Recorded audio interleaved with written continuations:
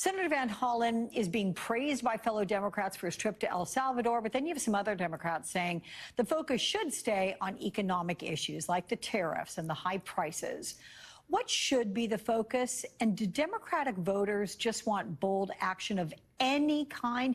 Can they effectively focus on multiple issues and then get Americans to absorb all of them? Absolutely. We can and should do both. You have skyrocketing prices happening under the Trump administration outside of this trade war that has started. When that kicks in, the prices go even higher. Democrats should address that. Democrats should also do what Mr. Van Hollen has done, which is show that the erosion of personal freedom under this administration could go to a very dark place. And that's what this is really about. This is really about what the Reagan judge that you cited earlier mentioned, which was we could be at a place where an American citizen is also deported in this capacity. And so Democrats must fight to prevent that from happening.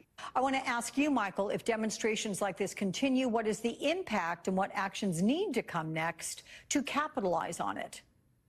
These are critical because the reality is that politicians in general wait to see how their constituents react before they react. And when they see people in the streets marching and fighting for their rights every weekend, then Congress will be emboldened to act. Even in Iowa, where we have these town halls with Senator Grassley, and you saw a number of people in that room, his supporters, the people who voted for him, rise up and fight against his inability to do anything about Donald Trump. I think that says something. That says, in a bipartisan way, there are many people across the country that have had enough already of Donald Trump, and that is a good thing for this democracy because we need all three branches to be co-equal and work together. It has drawn the ire of some in the party, but could a shakeup ultimately benefit the Democratic Party? I think there's value in seniority and people that have been in Congress for years and know how to get things done for the country and for their districts. But I'm also a big fan of competition and survival of the fittest. And the idea is of if you're not being effective, you should not have your seat. I think overall, I don't agree with this initiative that he's put forth, but I do think that there are many members in safe seats that need to be fighting more and are not doing so. And perhaps this can light a fire under those people. And so I think that could be a good aspect of this.